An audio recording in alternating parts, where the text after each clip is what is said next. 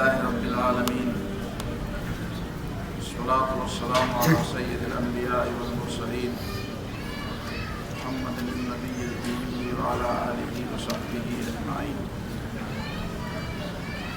अम्मा बाद, नंद मौलाना जलालुद्दीन रूमी रहमहुल्लाह दावीद सीरत बयानवल वरदा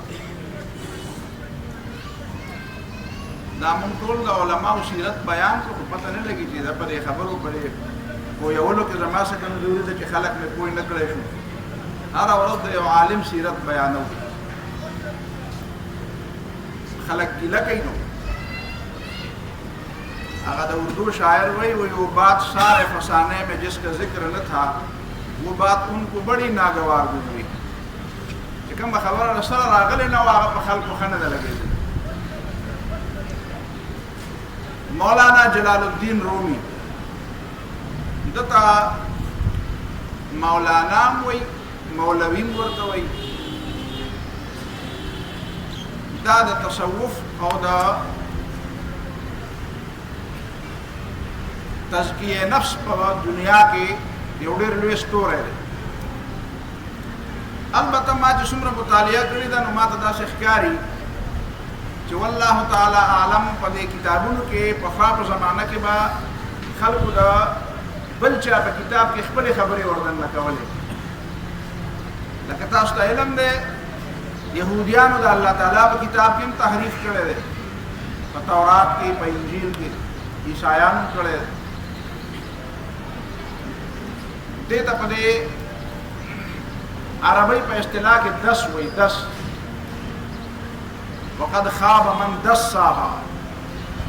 ये उसे पाकी और ते कगड़ के बल सो खपल मतलब खपल खबर होते वरवाची तो दमाला ख्याल ले जो मौलाना जलालुद्दीन रूमी की तारीख चा मुरतब करे दे अरे तारीख के दम न चा जान सडीरे खबरी वाला छोड़ी बहरहाल आगे बाने वाला का उनके खबर हो डेरा खबर हो बिन की मौलाना जलालुद्दीन तदखपल नुम मोहम्मद तद प्लार नुम चले बहाउद्दीन दी द बल्ख बाशिंदगान दी बल्ख न दे दा उस अफगानिस्तान की कमे इलाका दा बल्ख द दे वजह न द बल्खीम हुए और द रूमी हुए बल्खी व तब दे वजह हुई जे द बल्ख असल बाशिंदा दे हकीकत के दे कुरैशी दे और दे अबू बकर सिद्दीक रज़ी अल्लाह तआला अन्हु का औलाद के दे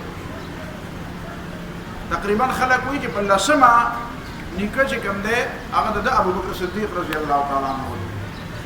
ज़ाहिर खबर द जलील पाक खानदान दे बल्ख के दे पैदा दे 1207 हिजरी की ईस्वी की 1207 ईस्वी की और बिया 1273 ईस्वी की दे पूनिया की वफात पूनिया के मैदान दा तुर्की की दा मशहूर ज़ेरे तुर्की की हम करेना जितुसी नो तकरीबन दा रेलगाड़ी 2 घंटे मजल ले वता तो खपल होता तले नहीं मैं बहरहाल ما फर वक्त नो नंबर तो खलक देर ज्यादा तजी और पूनिया के द मजार दे और द कब्र पखवा के 2 नवी कब्रों दे यो कब्र पखवाने रे अगवे नो शम्स तबरीजी कब्र शम्स तबरीजी अलता खख न ले दाम खल्क खुदा ख्याल ले शम्स तबरीजी पे मुल्तान की खख शम्स तबरीजी और बहाउद्दीन ज़करिया और कासिम कलाम मुल्तान की खख खुबार हाल यो कब्र दर सर द शम्स तबरीजी दे अहि चा फर्जी कब्र जो करे और यो कब्र बल और सर दे 1965 के अल्लामा इकबाल द कब्र नचा खावरी उड़ी दी और बे अलता दा आगे खावरी अलता खखी कड़ी दी पदी ख्याल बाने च दा अल्लामा इकबाल जान त मुरीद हिंदी वे और दते पीर रूमी वे नबे जदे दी पीर पखवा के दा मुरीद मखखश न खबर न अलते रे वो कब्र अलता जो करे दा अल्लामा इकबाल कब्र मलता जो करे अल्लामा इकबाल असल के हुफाक दल त लाहौर के दे अल्लामा इकबाल बाने बम इंशाअल्लाह मुझे खबर अकू और नबे खल्क को ज़ेन की बला खबर नाशना लगी खुदमा और आयदा अगर दार जे मौलाना अल्लामा इकबाल को मौलाना रूमी तखपल पीर हुई हकीकत दार है जे सड़े तजिया की दुआल द अशआर जो मौलाना जलालुद्दीन रूमी द मसनवी और अल्लामा इकबाल द उर्दू और द फारसी कलाम तजिया के نو که بیا به یو پیر او بل مرید نو بیا به علامه اقبال پیر او مولانا جلال الدین رومي بر مرید علامه اقبال دومره عظیم انسان دی خدای دې زمونږ د خاور سره د چاونه پیژن او ټول نه زیات مونږ نه قدر او بے قدر او مردم کوش خلک یو احسان فراموش خلک چې مونږ د خپل مشرانو قدر ونه کړو یعنی علامه اقبال ډېر عظیم انسان دی بهرحال دا سره عقیده خبره نه ده چې پیر کم یو دی او مرید کم یو دی کته یو کم یو ته پیر وای هغه ته پیر وای او چې کم ته مرید وای هغه ته مرید وای چې علامه اقبال ته خپل پیر وای نو پیر وای ته څه ګناه نشته او بهرحال کله کله مرید د پیر نه ډېر مخکې شي دا شی وای چې دا مرید د پیر نه ډېر زیات مخکې شوی دا علامه دا مولانا جلال الدین رومي رحمه الله کارنامې چې کوم دي هغه د درې کتابونه دي نور اوس کتابونه به یو د دیوان شمس تبریز او یو د مثنوی او یو د فيه ما فيه دا فيه ما فيه د علماء په اصطلاح کې ساجبه هم خبره ده فيه ما فيه یعنی مطلب دا دلته څه خبره ده د فيه ما فيه معنا دا چې پټه خبره ده دلته څه اعتراض ده دلته څه مسله ده دلته څه مشکل ده نو دغه عالم دی بس فيه ما فيه نو ولا يخوله ده پاره ولا شي ولا يخوله ما غره دا مثنوی لګه کتل دا د باقي دوه کتابونه نه کتل یو ځل راته مکمل او شوی ده په یو سفر کې یو عرب ملک ته تلم او بدري میاشت ټیم را سره نو قدرتي دا د مثنوی د مولانا روم د مثنوی را په لاس باندې را له دا به مکمل او کتل کافي هدا پورې مو دا مولانا جلال الدین رومي رحمه الله علوم حاصل کړی دي او ډېر زیات سفر یې نه دي کړی اول د خپل پلار برهان الدین رحمه الله دا پلار ډېر لوی عالم د دنیا علم حاصل کړی دی بیا د برهان الدین نه علاوه بیا د بل استادو د پلار بهاءالدین دی بهاءالدین خپل پلار بیا د یو بل استاد برهان الدین مقرر دا برهان الدین د بیا استاد او د بیا د ډېر زیات علوم زده کړي دا زمانه چې څومره علوم او علوم زده کړ د حلب تم تللی دی د دمشق تم تللی دی او بیا د پونیې د سلاجقه او چې کوم حکمرانو په هغه زمانه کې سلطان سلاجقه هغه بیا د سوال جواب لګلې ته دا باقي علاقې پرېدا او راځو دلته پونیا تراش دا ځینو روایت مطابق دا چې د پلار او د چې کله ماشومونو د پلار د پونیا ته بوتلو ځکه چې بلخ کې په علاقه کې ډېر جګړې مګړې وي مختلف قسمه مسائل به ولتا نو د دې جګړو نظام د بشکولو لپاره لاسه وکړه چې دا خپل بچي به موزم التا د پونیا کې وفات او بیا د علوم ځای په ځای زده کړو دغه تم لاړ حلب تم لاړ او دمشق تم لاړ نو بیا دغه نه بعد هغه بادشاه ورته وی چې بعد اساس چې زده کړي دا ټیک دی او اعظم دلته په خپل کلی کې اوسېږي پونیا کې اوسېږي پونیا کې دغه مزار هم دی اوس دا مولانا جلال الدین رومي رحمه الله التبه درس و تدریس کو التبه علم اشاعت دے کو سن چې عام علماء د علم اشاعت کوي او درس و تدریس کوي خلق داسې وایي او تاریخ هم دا لیکلی دي د مولانا شمس تبریزي مبارک چې مولانا شمس تبریزي په هغه زمانه کې یو لوی پیر او ډېر لوی ولی الله هغه په دې خیال کې به ګرځېده چې چېرته د خپل علم او د خپل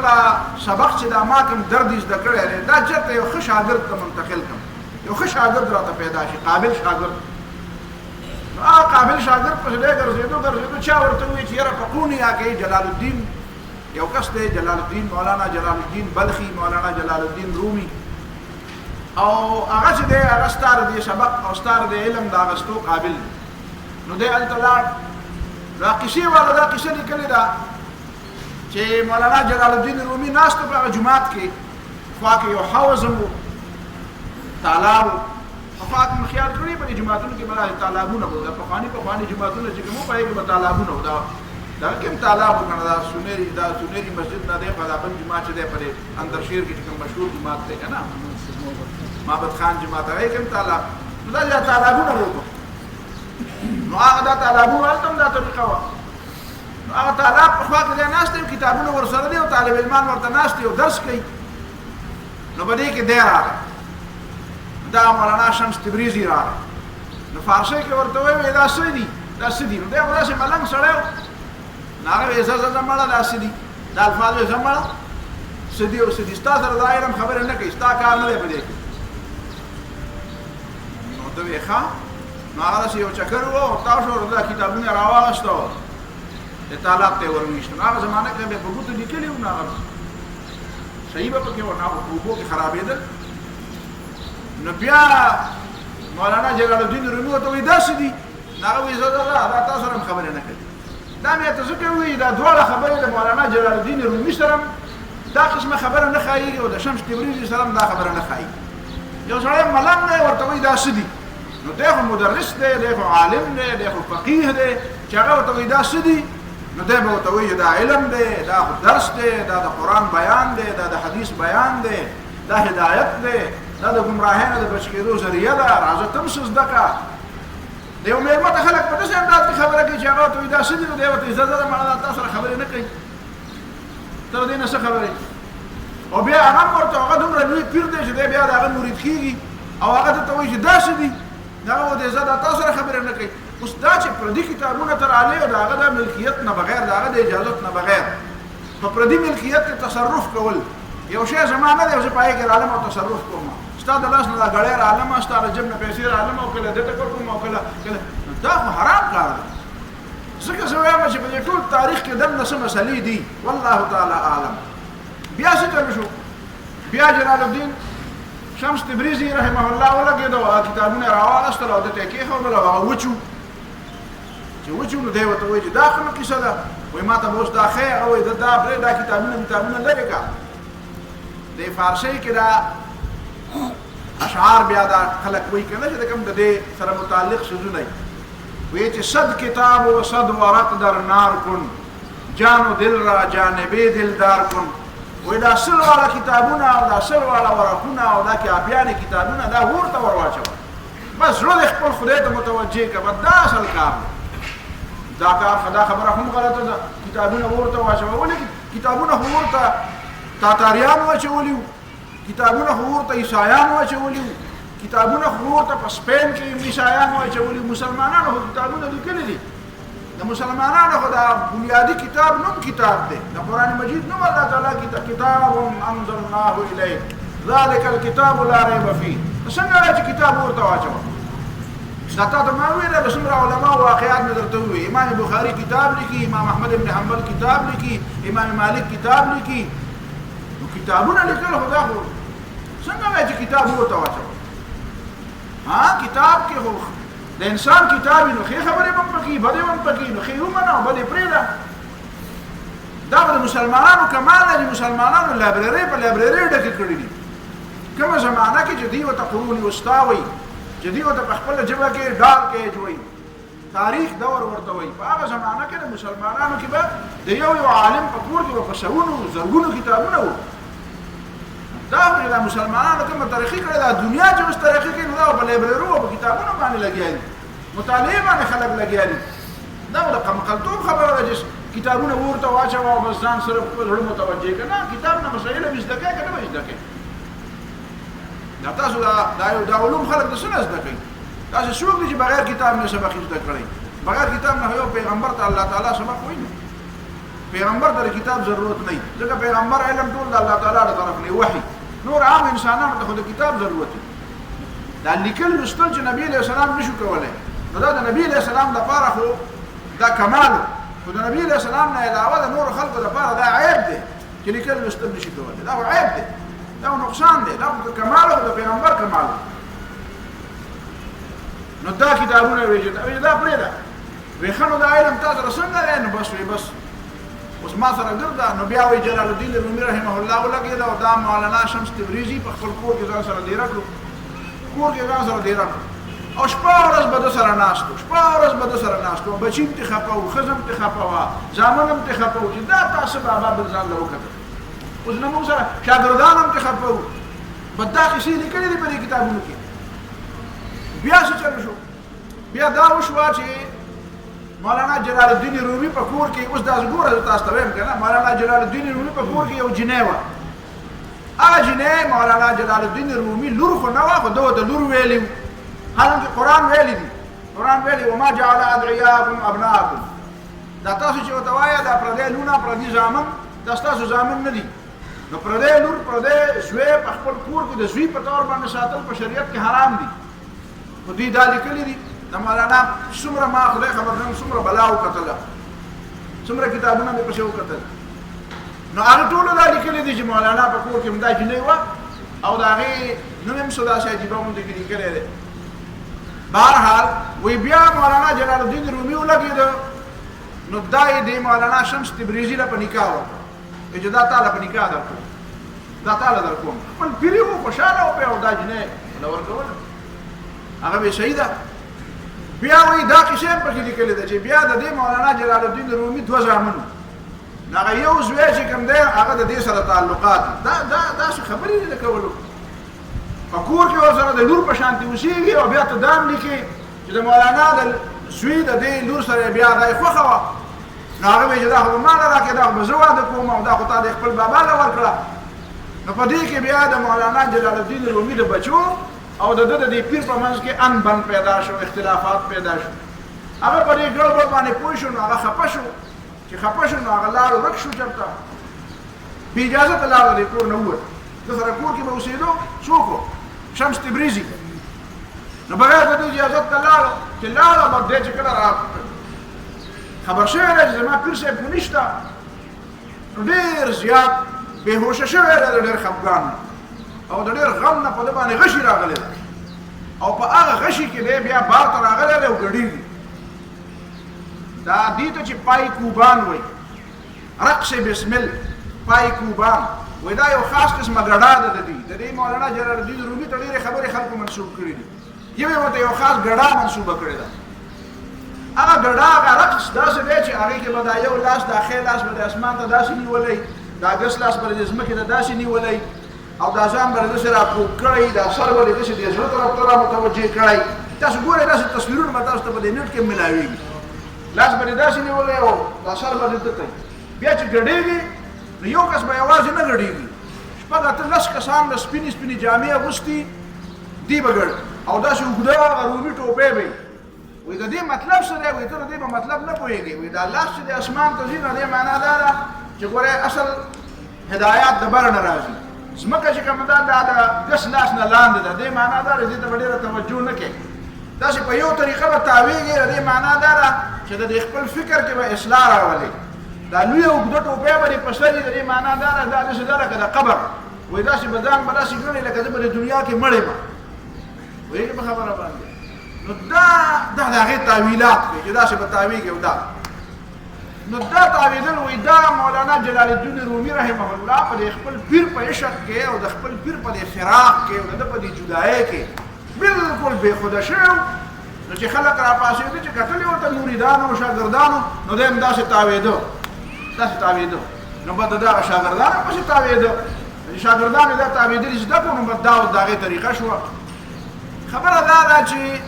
مولانا جلال الدین رومي خو ډېر لوی عالم و تاسو په صحابه کرامو کې داسې صحابي لیدلی دی چې د پیغمبر په فراق کې بېهوشه شوی او په بېهوشۍ کې بیا ګډېږي دا د پیغمبر طریقه نه ده دا د پیغمبر صلی الله علیه وسلم سنت نه دي مولانا دا شیخ امام ابن جوزی رحمه الله د علماو د زه امام وایم که نه نو زما په خیال د خلکو دا خیال راغی چې دته مولوي صاحب وایي نو بیا به خلک داسې ګیله نه کوي نو موږ خو ټول امام وایو امام حسین امام عمر بن عبدالعزیز امام بخاري امام ابو حنیفه امام طحاوي امام مالک امام احمد بن حنبل نو دې دا خیال دی چې دا امامان نو عالمان نه نو اوس به مولوي صاحب وایو مثلا مولوي صاحب ابو حنیفه وایو اوس به مولوي صاحب احمد بن حنبل وایو اوس به داسې اصطلاح وایو چې خلک پوه شي که نه مطلب خو زموږ خلک پوهول دي نو بهرحال امام ابن جوزی مولوی ابن جوزی رحمه الله هغه لیکلي دي په خپل کتاب کې په تفسیر کې چې عبدالله بن عمر رضی الله تعالی عنهما ولګېده او هغه په یو لاره باندې روانو چې کته نو خلک هلته راجمع وو او یو سړي باندې چې چر شوی و بدلت یې ټکولې او خلکو له تلي مګل او کپلې زګزګي راغلي وو خلک ورته راجمع وو نو ده تپوس وکړو چې دا ولې په دې باندې دا خلک راجمع دي ورته یې وایي چې دا داسې سړی دی چې دا د قرآن مجید تلاوت واوري که نه نو بل راپرېوځي او بیا لته ټکوي او بس چې چل پې وشي تاسو په خبره ورسېږئ مونږ چې واړه وو زمونږ په زمانه کې پرې پردان کې به دا مولودونه به ډېر زیات کېدل مولود شریف راغلی مولود شریف نور وړیا بابا میر احمد استاد دی الله تعالی وبخښي دا نومونه ما ته د وړوکوالي نه یاد امیر احمد استاد سو کو الله عالم ما پته نه لګي چې سبو هغه چې تحلیل کوو په لاس کې پیدا شي دا چل به خلکو به وي دا په خواده باجه والا خو بیا په دې رحم کړو نه علم دې کړی نو هغه به ما ته یاد دي ما ته باقاعده یاد دي موږ ماشومان موږ وسره دا لوډ سپیکر دا غنه دي دا سبا ته دا ډنډې منډې او دا بیټری او دا موږ سره کوو ګرځول دا ثواب کار نو هغه به دا نو بهرحال دا مولود شریف براغه هغه مولود شریف کې به داسې چلو چې یو کس به داسې وو نو چا به عملي شه به تخریش ورو کو نو نظم یو سړی باندې بس چلو شو لته به وټکولې او کنه خلکو بیا را دغه کو بیا به خلکو مشهور کړو یاره پلان کې داسې مولوی صاحب راغلی او کنه چې یاره داسې سړی باندې تخریش داسې اثر وکړي چې بیهوش شو بالکل بیهوش شو یو سړی دا به پرې باندې والله اعلم چې منځ کې منور څه قصه وفيه ما فيه ما د نور پته نشته خدا چل به و یو ځل ما ته یاد دی خپل علاقه کې جمال غړې مې یو مشهور کلی نو هلته زموږ رشته دار مو نو هلته ما ته خلک وایي ته تقریر له راشې زه تقریر کوم اوس ناڅاپه په سړي باندې چغې شوی او الله ته یې وټکوي بس زه خو داسې جوانی اول فارغ شوی وم ما وایي دکې پیری نه ننوتی دی دا د جومات نه په ډنډ ډولې بار ته وباسي بس سړی سیده کېناست اپوه شو چې دا خو هغه والا نه دی دا خبره ورسېدی نو دا خلکو دا یو طریقه بدلوي دا د پیغام نو عبدالله بن عمر رضی الله تعالی عنهم تاسو کوي دا څه چل دی سړی لا ویره چې دا قران تلاوت چې واوري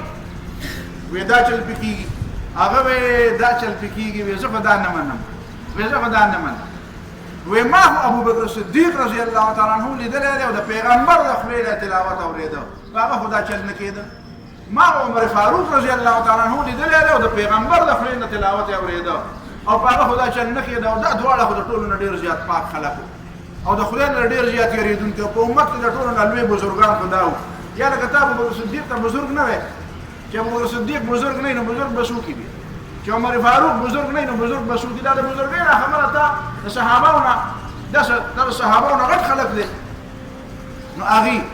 نو عبد الله بن عمر رضی الله تعالی عنہ خدا تفسیر امام ابن جوزی بیا خپل تفسیر کوي ویره که زما په مخ کې چا باندې داسې چلو شو نو وایي زه ورته یو مشوره ورکوم چې څوک وایي چې قرآن څوک اوري او په هغه باندې چل کېږي وایي زما مشوره دا ده چې دا سړی په دیوال کېنوي په دیوال اوچت دیوال کېنوي او لاندې ورته بیا په خوږ اواز د قرآن تلاوت شروع کړي نو که راپرېوته نو خلاص به شی دی او که راپرې نه وته نو پته به درته ولګي دا دروغ وایي ځکه چې پوهېږي د دیوال نه خو که د دې پرېوځم په شک مې ماتېږي نو د دې دیوال نه خدای نه راپرېوځي دا د مولانا مبارک دا خبره چې یاره جي بل زما د ټولو نه لوی سوال دا دی که تاسو سره دې جواب وي او یا علماو نه دې جواب تپوس وکړئ نو ډېر به ښې زما دا اشکال به ختم شي داسې عالم الکل خو نه یم چې په هر څه پوهېږم زما ذهن کې سوال دا دی چې مولانا جلال الدین رومي رحمه الله د خپل استاد او د خپل پیر په فراق کې دومره بېهوشه شو چې د ځانه خبر نه و غړېده اول دا ګډای څنګه بېهوشه شو راپرېوتی به وې لتې به یې ټکولې وې چغې به یې والې وې بل څه بېهوشي به پرې راغلي وې نو ګډېدل پکې څنګه راغله دا شی ما ته ټیک نه ښکاري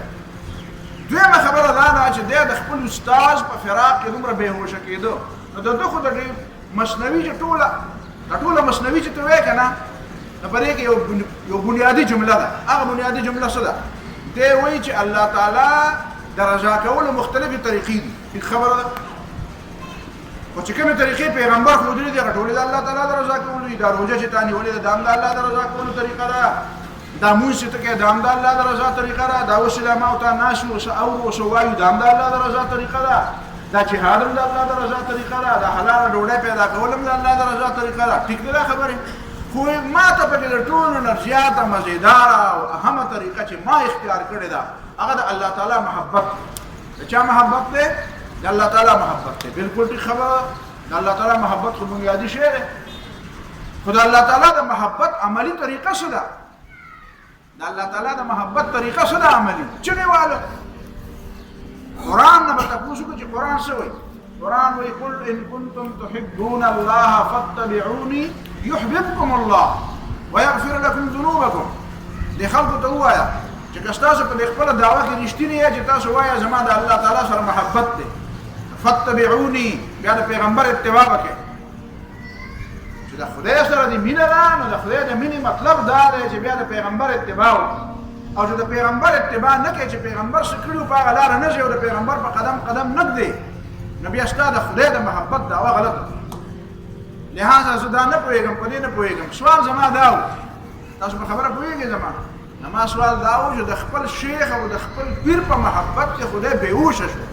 خو د ده دعوه خو د پیر محبت نه دی که نه د ده دعوه خو د الله تعالی محبت دی نو خدای خبر د الله تعالی په محبت کې به ده سره څه شوي د هغې خو موږ ته په تاریخ کې څه ذکر ونه شو چې دی به د الله تعالی په محبت کې ځکه خدای خو یې لیدلی نه دی که نه الله خو یې لیدلی نه دی نو دی چې د الله تعالی په محبت کې به په ده باندې څه چل شوی نو هغه چل خو موږ ته په کتابونو کې رانغی چې هغه څه چل وشول د سره دې نه دا معلومېږي چې دا قصې چېرته چا دس کړی دی دس پېژنې که نه دا په دې کتابونو کې چا زما په خیال دا د مشرانو د بدنامولو دا د لویو خلکو د پوهه خلکو د اهل علمو خلکو د الله تعالی د صحیح بندګانو د هغې د بدنامولو یا د هغې د هغه فکر د بدلولو د دې مختلفې طریقې دي خلکو له یا پروپاګنډه ده یا الزامونه دي یا بهتانونه دي او یا دا چې وخت پې تېر شو نورې کیسې پکې ورته نه کړه اوس ګډېدل چې دي دا صحابه چېرته ګډېدلي د صحابو نه زیات د خدای سره د محبت بل څوک دعوېدار شته پیغمبرانو نه بعد یا د پیغمبرانو نه زیات دعوېدار د محبت د خدای سره بل څوک شته نو پیغمبرانو خو دا کار نه دی کړی نو دا ګډا او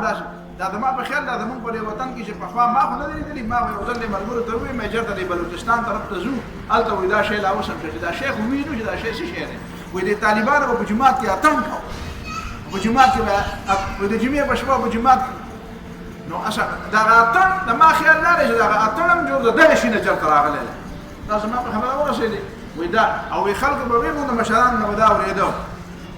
نعوذ بالله ثم نعوذ بالله ما د خپل یو مشر نه اورېدلي الله دې وبخي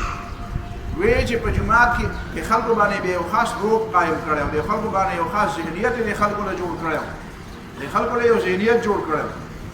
وایي داسې چل و چې په جومات کې طالبان اوسېده او شپې به یې اتڼ هم کوو و یو سړی و هغه به د طالبانو ډېر زیات خدمت هغه طالبان نه وایي ته به یې چټیان نو وایي د هغې خدمت به یې کوو نو وایي هغې به ورته و یو ځل په خپل منځ کې خبرې کولې نو وایي ورته یې وایي چې هلکه هغه غویی څه شو وایي دی پوه شو چې دا ما یادوي نو خفه شو ته چې ګوره ورته یې ومې خدمت کوم او هم ماته غویی وایي وایي بله ورځ بیا د جمعې شپه وه نو دوی ورته وایي چې زه ته وایي ده ته وایي چې ته ځه وایي خو بیا ورته نه وایي خو ورته چې ته ځه زمونږ کار دی نو دی ورته پټ هلته ودرېده چې پټ هلته ودرېده د دروازې په چوند کې ورته کتل دا دروازې خو به داسې نه وې لکه دا اوسنی چې دي خو چوندونه مندونه به پکې وو چې کتلې ورته نو د ماسخوتن د مانځه نه پس اوس دوی لګیا دي په جومات کې ګډېږي چې ګډېږي نو بیا چې ګوري پرې ستنې په خوا ته نعوذ بالله ثم نعوذ بالله د ستنې خوا ته یو سړی ناست دی یو سړی ناست دی ولې غوندې ناست دی او دې ته داسې ګوري او چې دې ګډېږي نو هغه ورته داسې مسکۍ شي داسې وخاندي ورته نو سبا له بیا ده ورته تپوس وکړو چې بهي دا تاسو خو بېګا په دې جومات کې دا څه کول نو هغه ورته ویلې ته څه خبره یې چې مونږ څه کول وایي تا ته ګډېدی بېګا له وایي مونږ ګډېدو خو تا پته ده زمونږ تماشه چا کوله وایي چا تماشه کوله وایي پیغمبر علیه السلام د جمعې په شپه راځي زمونږ تماشه کوي نعوذ بالله ثم نعوذ بالله رسول الله صلی الله علیه وسلم فرمایي جمعات چې راځي جمعات ته نو فعلیکم السکینه والوقار جمعات ته چې راځي نو په ادب راځه په احترام راځه چې رکات درنه کېږي او د هغه ځای کې را روان یې زموږ د خیالي کله خلک درزه ته به وایي چې ته کې نو نور تشبیه نه ویم دا درزه ولې دومره کېږي ځکه چې رکات لاندې کومه نو نبي علیه السلام فرمایي چې جومات ته راځئ نو فعلیکم السکینه په اطمینان راځئ په وقار راځئ په منډه مه راځئ فما ادرکتم فصلوا وما فاتکم فاتموا چې کوم د امام سره کوم مونځ لاندې کړي نو هغه به وکړي او چې د څه در پاتې شي نو هغه به بیا ځان له وکړي خو دا ده چې په جومات کې منډې مه وه جومات کې صرف هغه منډه جایز وه چې نبي علیه الصلاة والسلام حضرت عایشې رضی الله تعالی عنها ته وایي راشه وګوره حبش راغلي وو حبش او په جومات کې نه د جومات لویه ساحه وه لوی میدان نو په هغې کې نیزه بازي کوله لوی میدان چې خلک به ګڼ شو نو هلته به ودرېده نو هلته یې نیزه بازي کوله نو هغې لپاره د جهاد تربیت یې حاصله وه نبي علیه الصلاة والسلام حضرت عایشې رضی الله تعالی عنها ته ویې راشه تماشې وکړه دې دا مطلب دی چې سړو دپاره ښځو له د سړو تماشې کول جایز نه دي او که د جهاد او د مجاهد څه نو داسې صحیح چې د جهاد څه منظر وي او هغه سړی ګوري نو دا خیر دی بیا په جماعت کې منډې کول د مسلمان لپاره د مؤمن لپاره دا جایز نه دي. جماعت د ادب او د احترام او د سکینت او د اطمینان ځای دی. دلته به ادب زده کړې، دلته به ادب سره کښېنې پاسې. حتی که چې مونځ درنه کېږي نو هم به په ادب راځي. خو چې د جهاد خبره راشي نو بیا خیر دی که منډه پکې ووهي نو دا خبره خو ذهن مني. خو دا چې یاره دا تاوېدل او غړېدل په جومات کې دا خو د دې د خلکو خبره ده. د دې لپاره خو څه دلیل نشته. خو اصل د هغه خبره مې کوله چې مولانا جلال الدین رومي رحمه الله دا هغه سره دا خبرې کړي. بهرحال زما دا خیال دی چې دا کیسې به د مولانا جلال الدین رومي نه ثابتې نه وي، او که ثابتې یې فرض کړه یا دا بله خبره چې د علم یو داسې قسم هم دی، دغه علم نه دی او دا علم دی چې دریاب ته دا ور واچوه، کتابونه ور واچوه او داسې به راوځي، نو دا علم خو موږ ته پیغمبر علیه السلام نه دی ښودلی. دا کوم ځای ښودلی؟ یعنی آیا رسول الله صلی الله علیه وسلم داسې علم شته چې هغه یو خاص سړي ته ښودلی او ورته ویلي چې بل چا ته به ټولو انسانانو کې د پیغمبرانو نه بعد لوی عالم ابوبکر صدیق رضی الله تعالی عنه. نو که داسې خبره د علم وی نو پکار دا چې ابوبکر صدیق رضی الله تعالی عنه ته هغه سلسله رسېدلې وي، نو ته دا سلسله حضرت علی رضی الله تعالی عنه ته رسېدلې. معنا دا ده چې دا د شیعهګانو د خپل مطلب دپاره چې موږ به دا د خلکو په دماغو کې کېنو چې ګویا د پیغمبر علیه السلام نه بعد خلیفه او نبی علیه السلام حضرت علی ته پټې په غوږ کې څه خبرې، نو دې معنا دا د دې خلکو نه غلطي شوې ده نعوذ بالله چې ابوبکر صدیق مخکې خلیفه کړی دی. دې که هم ماته د شیعیت څه داسې څه ریله غوندې او څه ګډه غوندې ښکاري. والله تعالی اعلم. لهذا دا قسم خبرې چې دي دا بې سنده خبرې دي. دا اوره خو دې باندې عقیده مه ساته. ډېرې خبرې خلک کوي نو هره خبره باندې به سړی عقیده ساتي. دا ما ته بله ورځ مې ووایي چې آمنت بالله وملائکته وکتبه ورسله والیوم الاخر والقدر. موږ په دې باندې ایمان دی چې دا کومه خبره باندې زموږ ایمان دی نو هغه زموږ دپاره طریقه ده. چې کومې خبرې زموږ د ایمان طریقه نه ده نو بس هغه به وي که ښه وي که بد وي بس علمها عند ربي فی کتاب. الله تعالی ته پته ده چې هغه څه مطلب وي. موږ به هغې باندې نوره تبصره نه کوو. پاک خلق دی، هغه پاک خلقو هغې خبره به څنګه او خلقو به څنګه خبره جوړه کړي. والله اعلم. دې کې ما ته پته نه لګي چې نور اصل مسله به څنګه وي. خو زما دپاره لار او طریقه چې کومه ده هغه لقد جئتکم بها بيضاء نقیة، هغه صفا لار ده او د اسلام لار ده. بس سنت رسول سنت ته ولې وایي؟ د پیغمبر علیه السلام سنت زموږ دپاره طریقه ده. د لار صراط مستقیم او سنت اسلام صراط مستقیم دی. سنت هغه طریقه ده چې پیغمبر مقرر کړې ده. زموږ لپاره د ژوند طریقه هم دا ده، پیغمبر طریقه ده. دا موږ لپاره کافي ده، نور طریقو ته زموږ لپاره حاجت نشته. بله خبره دلته ذهن کې دا کېنوئ چې د علامه اقبال رحمه الله دا پیر رومي او مرید هندي د دې مثنوي د مولانا روم د دې بنیادي هغه شعر چې دی دې کې تا ته ما وې دې کې دی بیا ورسره په دې ګډا کې ورسره څو څیزونه شامل کړي دي. دا ټوپۍ او دا د ګډا یو خاص طریقه ورسره دوه څیزونه نور هم شامل کړي دي چې هغې ته څه وایي؟ یو رباب دی، رباب، او بل څه شی دی؟ شپېلې او رباب هم پکې شامل دي. باقاعده وایي دا رقص چې کوې که نه پایکوبان والا رقص دا ځمکه به دا خپه به پایکوب ته ځکه وایي دا یوه خپه به تاوې پر یوه خپه به تاوېږي او دا بله به د ځمکې در اچې. دې باندې یو خاص ترتیب باندې به یو به امام وي او دا نور یو ته پکې امام وي هغه چې ګډ په خبره باندې پوه شي چې هغه د دې چې کوم هغه مشر وي که نه چې کوم د هغه په اشارو باندې دوی تاوېږي او ګډېږي نو هغه ته پکې امام هم وایي دا پکې امام دی د هغه په نو هغه به هم تاوېږي او ته به هم تاوېږي او د خپله به درز ورکړي. دې ته پایکوب په دې وجه وایي. او یو کس به چې هغه به ورسره شپېلې وایي او بل کس به چې هغه به ورسره رباب وایي. نو دا شپېلې او دا ربابونه او دا قسمه څیزونه دا د اسلام سره دا خبرې سمې نه خوري. دا د خدای د مینې سره دا خبرې سمې نه خوري. دا خو سړی دنیا طرف ته د دې وجې نه بیا تاسو به ګورئ دې خلکو چې کله دا طریقه جوړه کړه نو دوی بیا د دې حقیقي د الله تعالی د محبت په ځای باندې دا خبره بیا د عشق مجازي طرف ته راواړوله. بیا تر دې پورې چې بعضې خلکو خپلو شاګردانو او خپلو مریدانو ته دا ویلي دي چې عشق وکړې خیر دی که د دنیایي او مجازي عشق وي. وایي متاب از عشق رو گرچه مجازی است،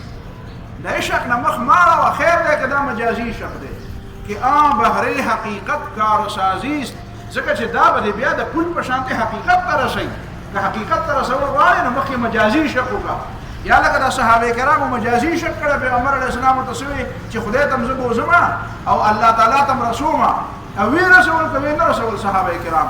یا لکه صحابه کرام رسېدلي دي که نه دي رسېدل په څه معنه په سمه لار دي که نه دي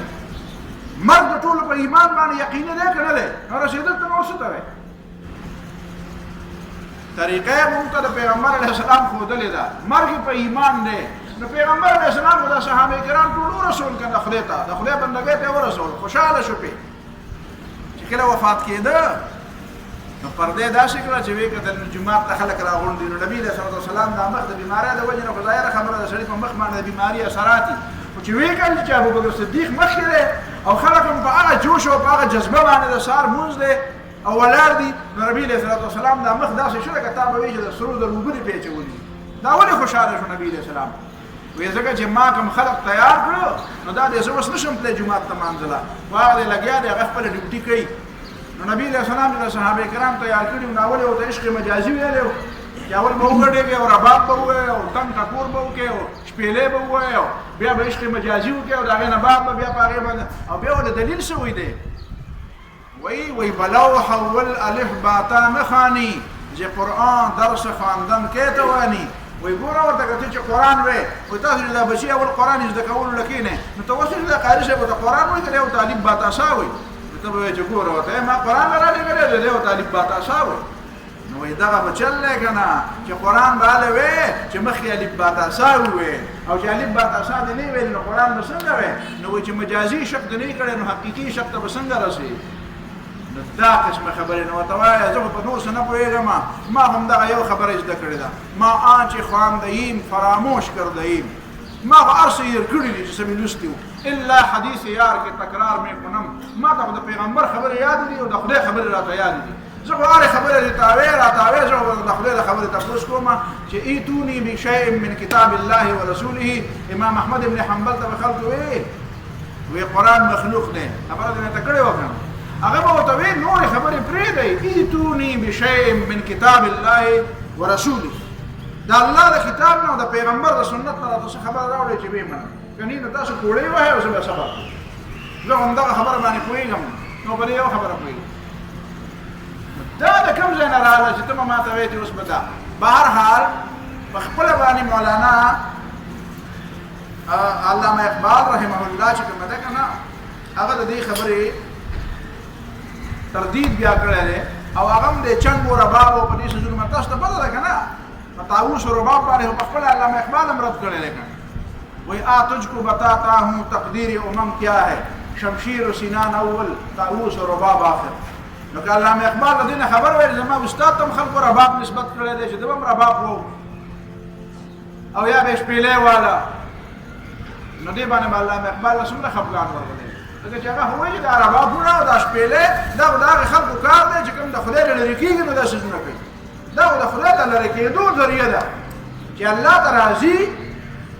نو دا د هغې ذریعه نه ده دا خو د هغې خلکو ذریعه ده دا خو د دې خبرې علامت دی او د دې خبرې نښه ده چې دا د خدای نه دا خلک لرې شو صحیح خبره دا ده یو ډېر لوی پخوا یو ډېر لوی پیر تېر شوی دی سهل تستوري سهل تستوري مشهور پیر څنګه چې جنید بغدادي دی څنګه شیخ عبدالقادر جیلاني دی دا لوی د تصوف علما تېر شوي تصوف څه شی دی په دې باندې به انشاءالله ولزیز بیا یو ځل خبره وکړو دا پوره خبره ده دا پوره موضوع ده سهل تستوري یو ډېر لوی عالم تېر شوی دی هغه وایي چې اصولنا 7 اشیاء زمونږ اووه اصول دي زمونږ څه اصول دي اووه بنیادونه دي که ته زمونږ د دې صوفیاو خوا ته راځې او زمونږ نه اصلاح اخلې او زمونږ په مجلس کې ځان شاملې نو دا اووه خبرې به خپلې دا سهل تستوري وایي دا اووه خبرې یادې کړه د دې اووه خبرو نه چې کوم صوفي او کوم روایت د صوفي اخاریخ وایي نو یا به وایي چې دا صوفي په خطا دی الله دې ورته معافي وکړي او یا وایي چې ده پورې چا دروغ تړلي داسې په شیخ عبدالقادر جیلاني پورې هم خلکو دروغ تړلي یا لکه په حضرت علي رضی الله عنه پسې خلکو دروغ نه دي تړلي په پیغمبر علیه السلام پسې خلکو دروغجن حدیث نه دي تړلي نور خلک خو پرېږده په رسول الله صلی الله علیه وسلم پسې خلکو دروغجن حدیث نه دي تړلي دا محدثین خدا کارنامې کړي کنه چې هغه دروژن حدیث بیا لري چې هغه دا دروغ وایي پرون تاسو ته ما وی خلکو په دا حدیث تړلی دی وی اعمالکم عمالکم ستاسو عملونه ستاسو حکمرانان دي وی دا حدیث دی وی دا حدیث دی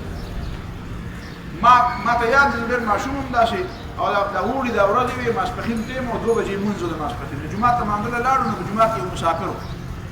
نو یې ما ډوډۍ مې نه ده خوړلې نو خلکو ورته ویل غرمه ډوډۍ خلک 10 بجې خوري په بانډو کې 10 بجې خلک ډوډۍ خوري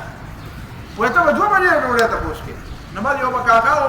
الله دې وبخي هغه وفات دی اوس نو هغه لاړو ډوډۍ وله راوړه چې راوړه نو هلته یو بل بابا ناستو هغه وایي صحیح حدیث کې راغلی دي چې من طلبا فقد توجدا فقد وجدا نه فقد توجدا نو زما والد صاحب کو الله دې وبخي له وسناکو تاسو ما نه لګي ډیره مکه وای دا کړه دا خامخا سنخ په چا کی نو هغه وسناکو نو هغه ورته وی چې چا وی چې دا هغه خو وی چې هغه اشتری په قران کې د شي حدیث په زما والد صاحب نه وي په قران کې خدای وی چې من طلبه فقط تمر زما والد صاحب ګټه تلاوتونه هغه ما چې کوم قران غړي پای کې خدا نشته او که چا وی چې دا په قران کې راغلي دي هغه ورپسې رسټ په صدا سره لاړ خبره پوښتنه هغه شریان دی دا خلک وی چې دا په قران کې دی دا خدای چې کوم قران لګړي پای کې خدا زما مخ تلاوت کوم پای کې نشته من طلبه فقط توجدا نو خلق به خدای پسیم دروغ وایي خلق به پیغمبر پسیم دروغ وایي نو دا وو اصول زده کړه دا چا ویلي دا وو اصول دا سهل تستوري ویلي التاج المکلل د کتاب دی التاج المکلل هغه تاج چې پای کې ملغلري پیلي شوی دی هغه وایي زمون اصول دا دي چې اولنۍ خبره خدا ده چې التمسك بكتاب الله دا ټول ناول خدای الله تعالی کتاب دې په دې بزان منګولې لګي واعتصموا بحبل الله جميعا الله د کتاب نه خارقه منوي والاقتداء بسنه رسول الله صلى الله عليه وسلم دا رسول الله صلى الله عليه وسلم د اتباع نه علاوه بل اصل اتباع د پیغمبر علیه الصلاه والسلام اختیار کتاب الله او سنت رسول الله درېمه خبره ده واخذ الحلال حلال ډوډۍ بخوري حلال ډوډۍ بخوري حلال ډوډۍ څنګه حلال ډوډۍ خدای چې یا چریته د پلان نکنه پاتې شوی یا غنیمت مالی جهاد کړی او یا په خپل لاس وګټلی او مزدوري کړی کاروبار او تجارت کړی نو چې دا ډوډۍ دا حلال دا توفیر ډوډۍ حلال ده خیر واكل الحلال دا درېمه خبره شو وكف الاذى وكف الاذى چاله به تکلیف نه ورکړي چاته به ضرر نه رسي څوک به خفه کې نه چاله به تکلیف نه ورکړي تکلیف رسول دا مطلب نه چې یو سړی وایي زه خفه کېږم او کنینو دا دروغ وایا او غلا وکړه ما سره غلا لاړ شو یا دا فلان کې ګناه وکړي کني زه نه خفه کېږم نه دا نه یادوي کف الاذى خلکو ته د ضرر رسولو نه ځان بچ چاته تکلیف مه رسوه دا بهترینه خبره ده درېمه څلورمه پنځمه خبره څو شوې کتاب الله سنت رسول الله دعا اكل الحلال درې كف الاذى سلور اجتناب المعاصي ګناهونه نه بځان ساتي ګناهونه نه یا لکه نو رباب وال ګناه ده کنه ده او ګډېدل ګناه ده کنه ده او شپېلې وال ګناه ده کنه ده او په جمعه کې ګډېدل ګناه ده کنه ده نو دا کومه قصه ده چې ته یې په کې دام پکې شامل دي دیو ته دا ځان له نمونه ولا کې خبر دی لکه زمون په پنجاب کې وته قوالی وای وایي په خبره باندې چې دمامې ته او دغه ته له وشي کنه ګانو مانو ته له وشي نو قوالی شروع کړي دا هغه هغه سفرا په دې ماته په دې باندې هغه د ګانو هغه شوق ختمي هغه سفرا به ماته واجتناب المعاصي ګناہوں نه ځان ساتل چې ګناہوں نه ځان نه ساتل تاسو دې څه کوي زمونږ دلته یو دوست دی په پنجاب کې موږ سره طالب علم لاهور کې یو سبق نو هغه خپل پلار کې څه کوله وې دا ما پلار ته کوه ایستلې ما وې څنګه چې هغه ماته وایي ته منځونه په منځونه نه ایستلې وې پلار هغه پیر دی وې ما ته وې ته دا منځونه کې ورشه تا ته وګوره زه ته وې ما ته چې بابا ته کوم نه کوي دا څنګه ته غټ پیر وې راته وې شعر راته وې د فارسی چې نماز زاهدان سجدا سجود است نماز عاشقان ترکی وجود است عاشقان چې کوم منځ کوي او لا موجود الا هو بچ الا هو وای کنه مستار دې ډېر منځونه هغه بیا غره رسیدلې او ته دې منځونه باندې سر ډاګه وای نو تاسو زاهد سر ډاګه مونږ چې یو حق هو وای نو بس مونږ تاسو موږ بیا راشي دا کوم پیغمبر دا تعلیم ورکړي محمد رسول الله صلی الله علیه وسلم دا تعلیم نه دی ورکړي اجتناب المعاصي منځ نه کې پلیت اوسېږي ګنده اوسېږي کلمه ولا نه ورځي دې په کې داسې وي کلمه ولا نه ورځي او دا دعوه د پیرۍ کوي نو دې باندې به ګوري واجتناب المعاصي ځینې خلک وایي دا داسې خاص خاوه ته وایي دا رسېدلی دی یا لکه دا څنګه رسېد پیغمبر علیه السلام ته خو الله تعالی وایي اولنی وحی ورته دا وایي وثيابك فطهر دویمه ځل فطرت نه پس چې کومه وحی راغله وثيابك فطهر جامې دې پاکې کړه جامې دې پاکې کړه او دا ښکاره جامې مردارې دي او دې ما ته وایي دا رسېدلی دا څه شي دا رسېدلی په دې نه پوهېږم دا کومه تاسو پرې پوهېږئ که تاسو پرې پوهېږئ نو ما پرې پوهېږئ دا څنګه رسېدلی چې الله تعالی وایي صفایي کوه جامې پاک او دې وایي په اسخا جامو کې دی رسېدلی مونځ نه کوي دی رسېدلی حرام حلال نه دی خبر دی رسېدلی او ځینې پکې خلک وایي دا دلته مونځ نه کوي دا هر منزله چېرته ځي کعبې ته ځي هر منزله کعبې ته ځي والله تعالی څنګه به بله خبره شپږمه والتوبه مخه به استغفار کوې په مخه به توبې وباسې توبې دپاره دا شرط نه دی چې تا ته دا معلومه چې زما دا ګناه ده زمونږ د خلکو دا یوه غلطي چې کله راګیر شي که نه وایي یاره خدای پاکه چې دا به د کوم ګناه سزا وي تاسو په دې خبره پوهېږئ نو دې څه مطلب دی دې خبرې تاسو یو مطلب ورسېدی مطلب یې دا دی چې که دا د کوم ګناه سزا دا وي نو د هغې نه خو به توبه وباسم او چې کوم ګناه دا سزا نه وي نو هغه دې راپورې خیر دی د هغې نه خو ماته څه تکلیف نشته دا مطلب چې دا به د کوم ګناه سزا وي ځینې پکې داسې وایي په دې د جعلي صوفیانو کې داسې هم تېر شوي دي په جعلي صوفیانو هغه دا وایي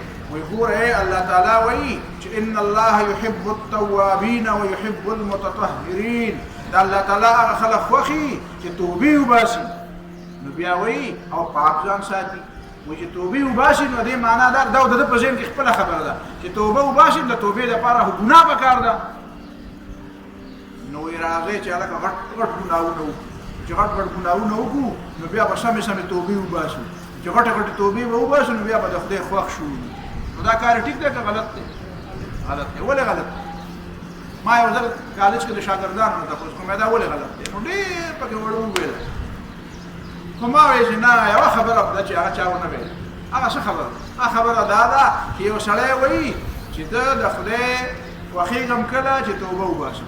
او توبه به کله وباسم چې ګناه وکړم نو راځه چې غټه ګناه وکړم نو بیا به د هغې نه توبه وباسم نو د خدای به خوښ شم نو دا بېوقوفه په دې دی چې ده ته دا پته ده چې ګینې ما خو د اوسه پورې چېرته ګناه نه ده کړې چې د هغې نه توبه وباسم نو راځه چې اوس یې وکړم چې توبه دې وباسم دا بېوقوفتوب دی ته څه وایې چې ته د ګناه نه پاک یې کل بني آدم خطاؤون د آدم هر بچی خطاکار دی وخير الخطائين التوابون دا مه وایه چې اوس به ګناه وکړم نو بیا به توبه وباسم نه اوسه پورې مې ډېرې زیاتې کړي دي ما ته به څه معلومې اوسه به راته نه معلومې دا ضروري ده چې ګناه دې تا ته معلومې ده هغې نه به ته توبه وباسې استغفرک لما لا اعلم هر ګناه نه معافي غواړه چې تا ته پته نشته تا ته به پته نه وي او تا به ډېر غټ غټ ګناهونه کړي لهذا دا خبره غلطه ده ښه توبه به وباسې توبې دپاره دا شرط نه دی تا ته د خپل ګناه معلوم وي نبی علیه الصلاة والسلام چې مخه توبې وباسي نو څه مطلب دی چې ګناهونه دومره کوي نبی علیه السلام وایي زه سل پېرې استغفار وایم نو سل ګناهونه کوي یو ګناه هم نه کوي او بیا هم سل پېرې توبه وباسي توبه مطلب دا دی چې سړي ته دا ضروري نه ده چې سړی ته د غلطي معلومه وي غلطي د سړي نه کېږي دویمه دا چې توبه د الله تعالی حکم دی د الله تعالی حکم دی چې توبه وباسه یا ایها الناس توبوا الی الله خلکو توبې وباسئ دا د الله تعالی حکم دی بل دا ده چې په دې باندې سړی الله تعالی ته ګوره چې سړی د غلطۍ اعتراف کوي نو په دې خدای ته نږدې کېږي یو شاګرد دی تاسو کې چې څوک استادان هغه ته به دا پته وي چې شاګرد ته وایي دا دې ولې وکړو وایي سر غلطي مې وکړه باید په خبره ختمه شي او وایي نه مې دې کړي نو بس بیا سړي پته ده چې څنګه دې نه دي غلطي دې م کړې او منې نه نو دا بنیادي طریقه ده په دې باندې خدای خوشحالېږي چې ته په مخه وایې یا الله ما نه غلطي شوې ده یا که نور اسم نه دا غفلت چې راځي دا غفلت غلطي نه ده کله کله سړي په زړه باندې غفلت راځي که نو دا شپږمه او اومه خبره څه ده اومه خبره اداء الحقوق د بندگانو حق به ادا کې د بندگانو حق به نه ادا کې او ته به صوفي بس نه صوفي د بندگانو د خځې حق به نه ادا کې د بچو حق به نه ادا کې دا چې دی ورپسې لیکلي دی شمس تبریز صاحب سره دومره ناستو چې ښځه هم ترې خفه وه بچي هم ترې خفه وو او وایي چې بس زمونږ خو یې پرېښي او بل دغه دی هغه پیر صاحب یې نیولی دی نو دا خبره ټیک نه ده دا ټولې خبرې ما ته ښکاري دا په مولانا جلال الدین رومي پسې چا د ځانه ویلي دي خبره تاسو ورسېدې لهذا دا قسمه خبرې په خپل ځای پرېږده او نورې خبرې به ان شاء الله العزیز بله ورځې بیا کوو واخر